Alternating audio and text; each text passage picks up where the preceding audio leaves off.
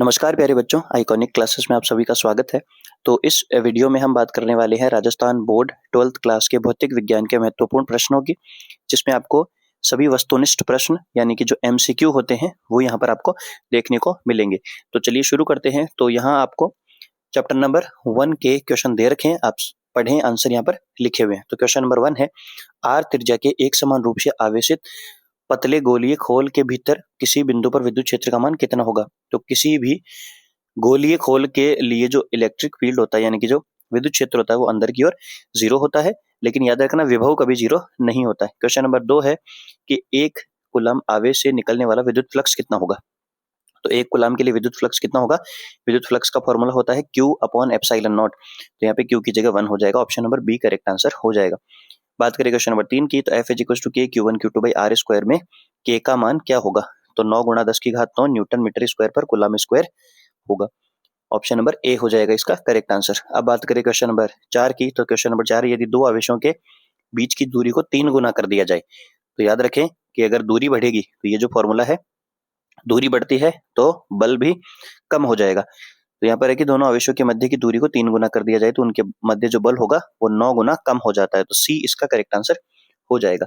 बात करें question number 5 की, निर्वात की जो विद्युतशीलता होती है यानी कि जिसको हम ε0 बोलते हैं, उसका एसआई मात्रक हमें बताना है। तो एसआई मात्रक क्या होता है, जो के का एसआई मात्रक होता है जस्ट उसका उल्टा कर देंगे तो कूलम स्क्वायर पर न्यूटन मीटर स्क्वायर हो जाएगा। क्वेश्चन नंबर 6 है, विद्युत फ्लक्स का एसआई मात्रक क्या होता है। तो न्यूटन मीटर स्क्वायर पर कूलम होता है। ये आपके अभी 2025 के पेपर में आया हुआ क्वेश्चन है। अगला क्वेश्चन है, एक निकाय में दो आवेश हैं 3 × 10⁻⁶ और -3 × 10⁻⁶। निकाय का कुल आवेश कितना होगा। तो कुल आवेश निकालने के लिए हम क्या करेंगे, दोनों आवेशों को जोड़ देंगे। तो ये प्लस का ये माइनस का कटेगा, 0 यहाँ पर आंसर आ जाएगा। अब बात करते हैं अगले क्वेश्चंस की। तो ये इसी का भाग 2 है। तो पढ़िए क्वेश्चन नंबर 8 क्या कह रहा है, द्विध्रुव जो होता है उसके अक्षीय और निरक्षीय बिंदुओं पर समान दूरी पर विद्युत क्षेत्र की तीव्रताओं का अनुपात कितना होगा। तो अक्षीय के लिए 2 kp/r³ होता है, निरक्षीय के लिए kp/r³ होता है। तो 2:1 हो जाएगा।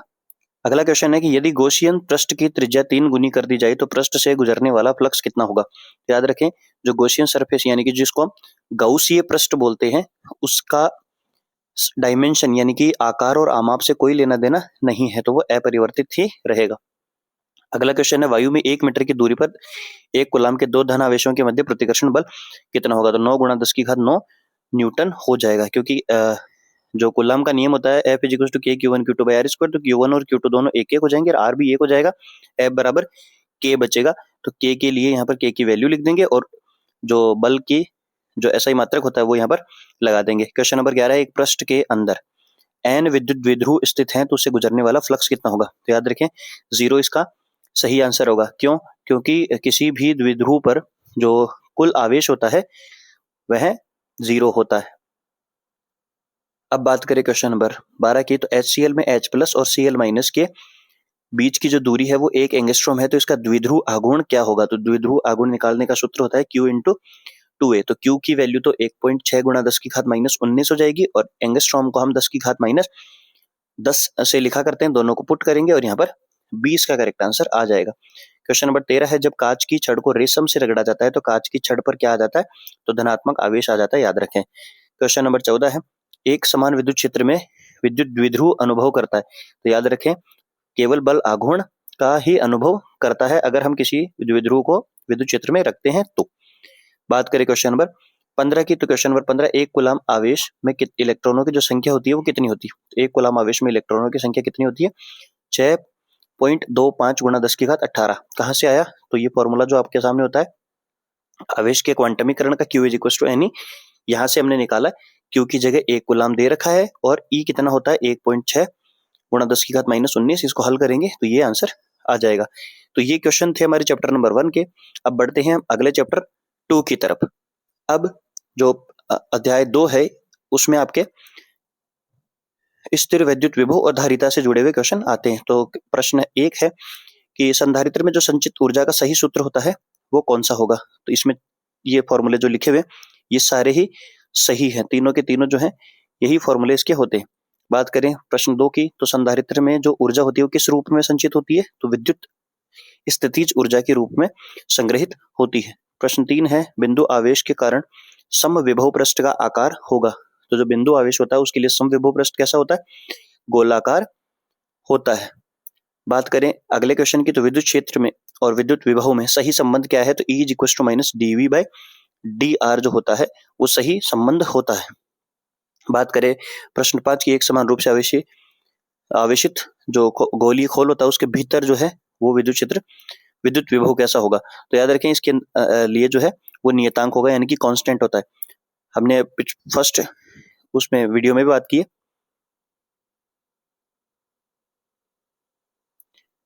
प्रश्न में भी ऊपर की तरफ हमने देखा था कि विद्युत क्षेत्र जो है वो किसी भी गोलीय खोल के अंदर 0 होता है, लेकिन विभव का मान 0 नहीं होता। जितना सतह पे होता है उतना ही अंदर होता है, इसलिए इसका आंसर आ जाएगा कांस्टेंट। प्रश्न 6 है, पराविद्युत पदार्थ जो होते हैं वो कैसे होते हैं? यानी कि वो चालक होते हैं, अर्धचालक होते हैं, अचालक होते हैं, इनमें से कोई नहीं। तो याद रखें अचालक या इसको कुचालक भी हम कह सकते हैं। चलिए बढ़ते हैं अगले क्वेश्चन की ओर। अगला प्रश्न जो 7 है वो है, किसी निम्नलिखित में से ध्रुवीय अणु कौन सा है? यानी कि जिसको पोलर मॉलिक्यूल बोलते हैं। तो H2O होता है, वो पोलर है यानी कि ध्रुवीय अणु होता है। ये आपके लास्ट ईयर अर्धवार्षिक परीक्षा में पूछा गया प्रश्न है। बात करें क्वेश्चन नंबर 8 की, तो समविभव पृष्ठ पर किसी बिंदु पर विद्युत क्षेत्र की दिशा तो कैसी होती है? विद्युत क्षेत्र हमेशा समविभव पृष्ठ के लिए पृष्ठ के लंबवत होता है। प्रश्न 9 है, यदि किसी संधारित्र की धारिता C0 है और परावैद्युतांक का मान K है तो धारिता पर क्या फर्क पड़ेगा? तो धारिता K गुना बढ़ जाती है। याद रखना धारिता K गुना बढ़ जाती है, विद्युत क्षेत्र और विद्युत विभव जो है वो K गुना कम हो जाता है। बात करें प्रश्न संख्या 10 की, तो संधारित्र जो पट्टिका है उसकी धारिता C है। यदि दोनों प्लेटों के मध्य की दूरी को आधी कर दिया जाए तो धारिता कितनी हो जाएगी? तो याद रखें दूरी बढ़ाने से दूरी कम करने से धारिता क्या होती है? बढ़ती है। तो यहाँ पर 2 गुना धारिता हो जाएगी। अब बात करें चैप्टर नंबर 3 के इंपॉर्टेंट क्वेश्चन की।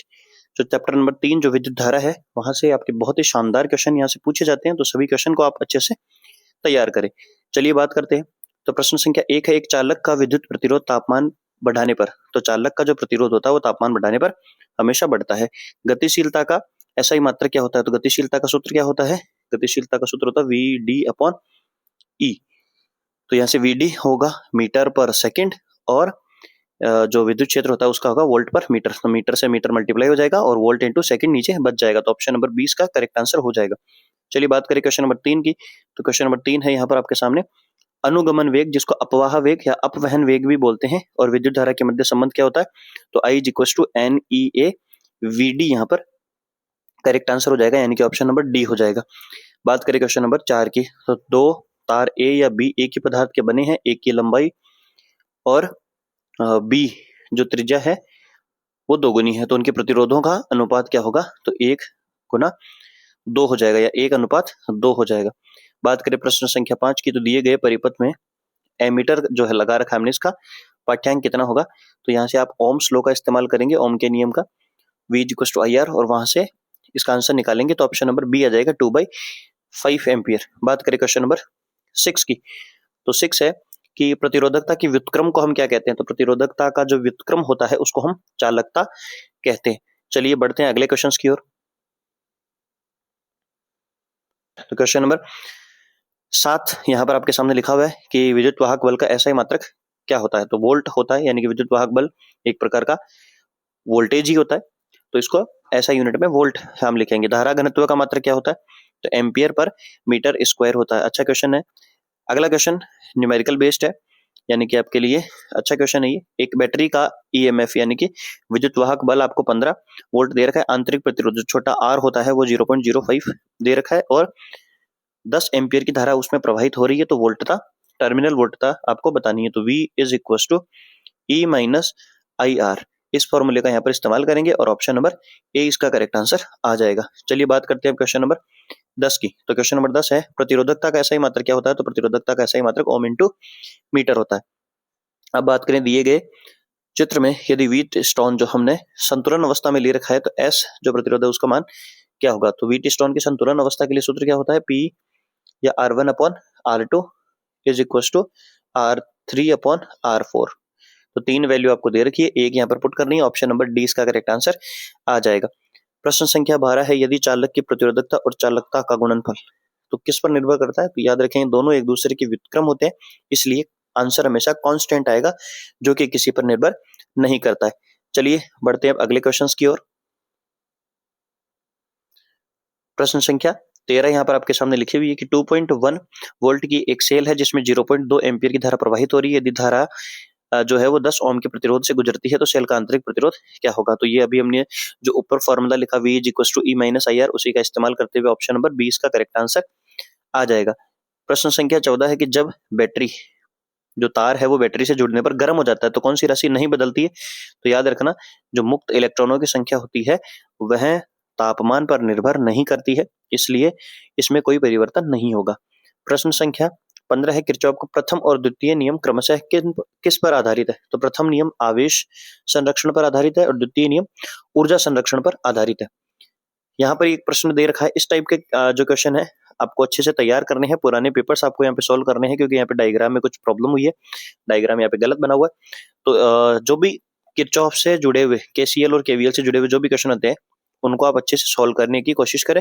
जैसे मान के चलें इस प्रकार से अगर धारा आ रही है और यहाँ से ये धारा जा रही है और यहाँ पर आपको I का मान निकालना है, तो जो भी धारा आती है उसको प्लस करना है, जो भी धारा यहाँ से जाएगी उसको माइनस कर लेना है, वही हमारे I जो होगा उसका आंसर आ जाएगा। प्रश्न संख्या 17 है बिंदु P और Q के मध्य तुल्य प्रतिरोध कितना होगा? तो ध्यान से देखने पर हमें ये पता चल रहा है कि ये व्हीटस्टोन सेतु है और व्हीटस्टोन सेतु के लिए आप इन दोनों को श्रेणी क्रम में, इन दोनों को श्रेणी क्रम में, फिर उसके बाद इनको समांतर क्रम में दोनों को लगाएंगे तो आंसर कितना आ जाएगा? 10 ओम इसका सही उत्तर हो जाएगा। बात करें प्रश्न संख्या 18 की, चालक का तापमान बढ़ाने पर प्रतिरोध बढ़ता है, क्यों? क्योंकि विश्रांति काल यानी कि जो टॉ होता है, विश्रांति काल भी कहते हैं इसको और शांति काल भी कहते हैं, जिसको रिलैक्सेशन टाइम बोलते हैं, ये कम होता है, क्योंकि जो इलेक्ट्रॉन्स होते हैं उनके मध्य जो है प्रत्यास्थ टक्कर होती है और वो प्रत्यास्थ टक्कर के बीच में लगने वाला जो समय होता है वो बहुत ही कम लगने लग जाता है, इसलिए प्रतिरोध में वृद्धि हो जाती है। तो ये क्वेश्चन थे हमारे लिए चैप्टर नंबर 3 के। चलिए बढ़ते हैं अगले चैप्टर की ओर।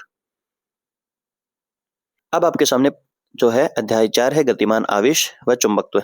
तो यहाँ पर इससे भी बढ़िया MCQ पूछे जाते हैं। तो चलिए प्रश्न 1 है, एक आवेश Q जो है वो वेग V और चुंबकीय क्षेत्र B के लंबवत गतिमान है, तो उस पर लगने वाला कुल चुंबकीय बल कितना होगा? तो F = QVB sin थीटा होता है और sin थीटा यहाँ पर 90 हो जाएगा क्योंकि लंबवत की बात हुई है, तो F = QVB यहाँ पे सही उत्तर हो जाएगा। प्रश्न संख्या 2 है, न्यूमेरिकल है, आप खुद सॉल्व करें और इसको 10 सेंटीमीटर की त्रिज्या 100 फेरों वाली कुंडली में 1 एम्पीयर धारा अगर बह रही है तो चुंबकीय क्षेत्र कितना होगा? तो किसी भी कुंडली का जो केंद्र पर चुंबकीय क्षेत्र होता है वो μ0 I/2R होता है, n हो जाएगा, ऊपर मल्टीप्लाई करेंगे तो यहाँ पर इसका B करेक्ट आंसर हो जाएगा। प्रश्न संख्या 3 यहाँ पर परिनालिका से है, तो परिनालिका के लिए आपको इसको फॉर्मूले को, और फॉर्मूला क्या होता है? B = μ0 NI होता है, पुट करेंगे आंसर D यहाँ पर आ जाएगा। फिर प्रश्न संख्या 4 है, 20 सेंटीमीटर की दूरी पर 35 एम्पीयर अगर धारा सीधे लंबे तार के कारण चुंबकीय क्षेत्र आपको पता करना है, तो 3.5 × 10⁻⁻5 हो जाएगा। इसके लिए आपको क्वेश्चन नंबर 2 के लिए जो फॉर्मूला यूज करना है n μ0 I/2R यूज करना है।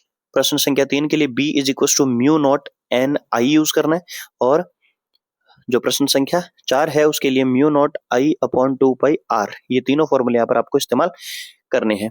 अब बात करें प्रश्न संख्या 5 की, तो वृत्ताकार कुंडली है, उसकी जो है त्रिज्या दे रखी है, नंबर ऑफ टर्न्स यानी कि फेरों की संख्या दे रखी है और धारा भी यहाँ पर दे रखी है, तो चुंबकीय आघूर्ण कितना होगा? तो चुंबकीय आघूर्ण का फॉर्मूला कितना होता है? M = IA होता है और N से भी इसको मल्टीप्लाई कर देंगे, तो I यानी धारा का मान दे रखा है। जो क्षेत्रफल होता है वृत्ताकार कुंडली का क्षेत्रफल कितना होता है? πr² होता है, जहाँ पे R की वैल्यू आपको दे रखी है, N होता है कुल फेरों की संख्या, तो ये भी आपको दे रखा है। तो यहाँ पर जब इन तीनों में वैल्यू पुट करेंगे तो ऑप्शन नंबर B जो है 3.14 एम्पियर मीटर स्क्वायर जो है इसका सही उत्तर हो जाएगा, यानी कि ऑप्शन नंबर B। बात करें प्रश्न संख्या 6 की, तो प्रश्न संख्या 6 आपके सामने लिखिए, गतिमान आवेश उत्पन्न करता है। याद रखें, जो गतिमान आवेश एक समान रूप से चलता है वही चुंबकीय क्षेत्र और विद्युत क्षेत्र दोनों उत्पन्न करता है, और अगर वो आवेश स्थिर अवस्था में है तो वह केवल विद्युत क्षेत्र उत्पन्न करेगा, और अगर वो त्वरित गति से चल रहा है तो वो विद्युत चुंबकीय तरंगों को उत्पन्न करता है। प्रश्न संख्या 7 है, धारा मापी में एकांक विक्षेप के लिए आवश्यक धारा को क्या कहेंगे? तो इसका उत्तर होगा दक्षतांक, यानी कि फिगर ऑफ मेरिट बोलते हैं। चलिए बढ़े अगले क्वेश्चंस की ओर। तो अगले क्वेश्चन यहाँ पर आपके सामने चैप्टर नंबर 4 के ही लिखे हुए।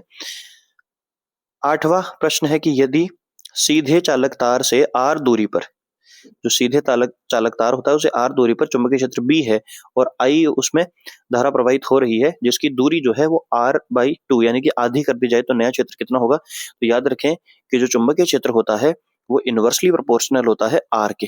तो अगर r बदलेंगे तो चुंबकीय क्षेत्र जो है वो व्युत्क्रमानुपाती हो गया। तो इसको बढ़ाने पर या इसको कम करने पर इस पे भी उल्टा फर्क पड़ता है। अगर आप r बढ़ाते हो तो चुंबकीय क्षेत्र कम हो जाएगा और अगर r कम करते हो तो चुंबकीय क्षेत्र बढ़ेगा। तो यहाँ पर हम r को कम कर रहे हैं इसलिए चुंबकीय क्षेत्र बढ़ जाएगा। तो इसका option number A correct answer हो जाएगा। बात करें 9वें क्वेश्चन की, तो दो मुख्य आपूर्ति तारों के बीच यानी कि जो दो तार हैं वो एक दूसरे के समांतर रखे हैं 12 सेंटीमीटर की दूरी पर और प्रति एकांक लंबाई पर लगने वाला बल 4 mg है, तो दोनों तारों के मध्य धारा प्रवाहित होगी 4.85 एम्पियर। यहाँ पर इसका करेक्ट आंसर हो जाएगा।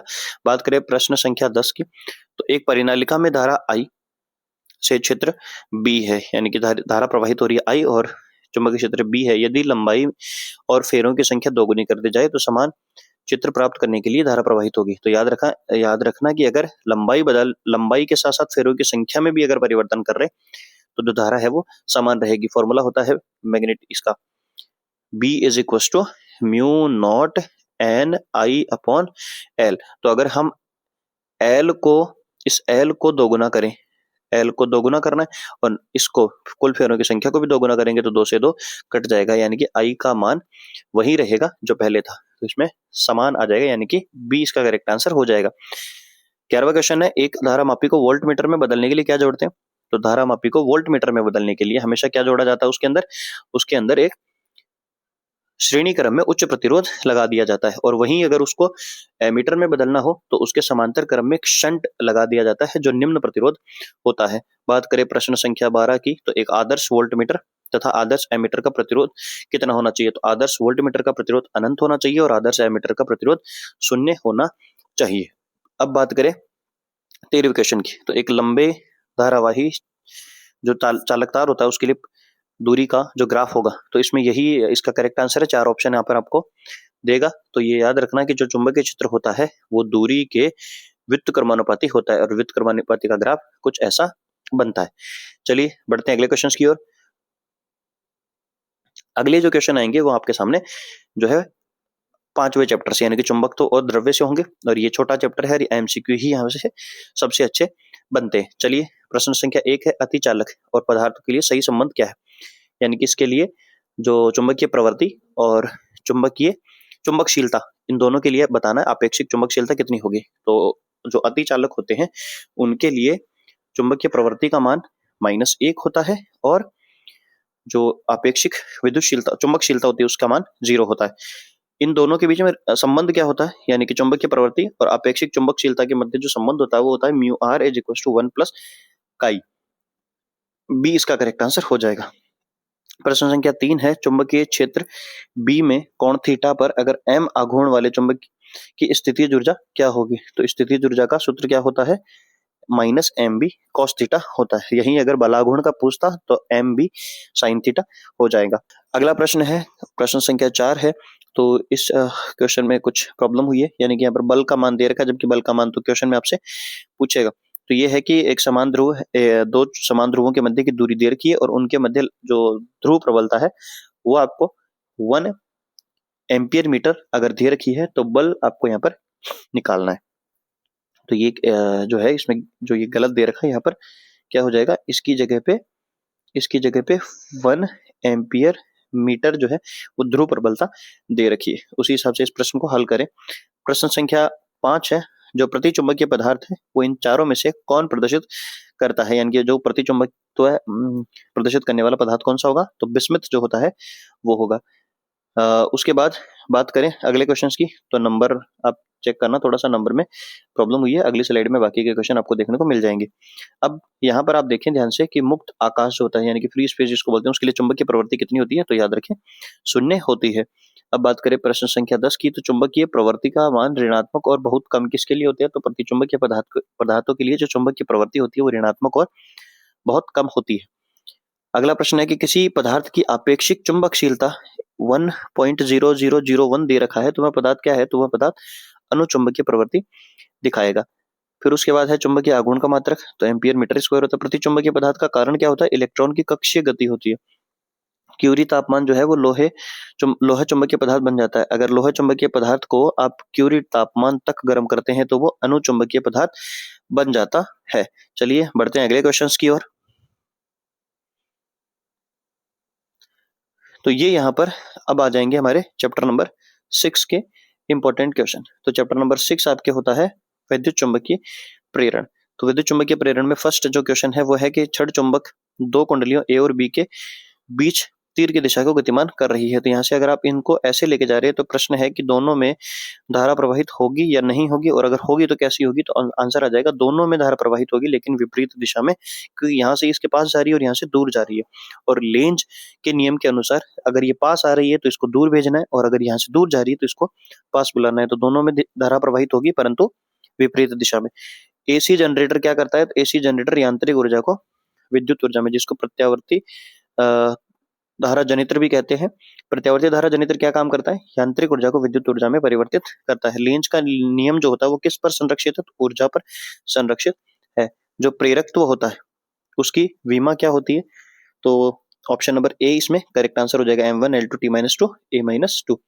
प्रश्न संख्या 5 है प्रेरित विद्युत वाहक बल का परिमाण चुंबकीय फ्लक्स की दर पर निर्भर करता है। ये किसने कहा था? तो ये सबसे पहले बताया था हमें फैराडे ने। लेंज का नियम हमें क्या बताता है? प्रेरित धारा की दिशा बताता है। याद रखना, परिमाण नहीं बताता, ये ओनली दिशा बताता है। उसके बाद अन्योन्य प्रेरण के सिद्धांत पर कौन सा उपकरण काम करता है? तो ट्रांसफार्मर जो है वो अन्योन्य प्रेरण के सिद्धांत पर कार्य करता है। अगला प्रश्न अच्छा क्वेश्चन है। यहाँ पर आपको फाई दे रखा है, तो फाई 10t² + 5t + 1 दे रखा है, और अगर t 5 सेकंड पर है तो प्रेरित विद्युत वाहक बल कितना होगा? तो E = d∅/dt।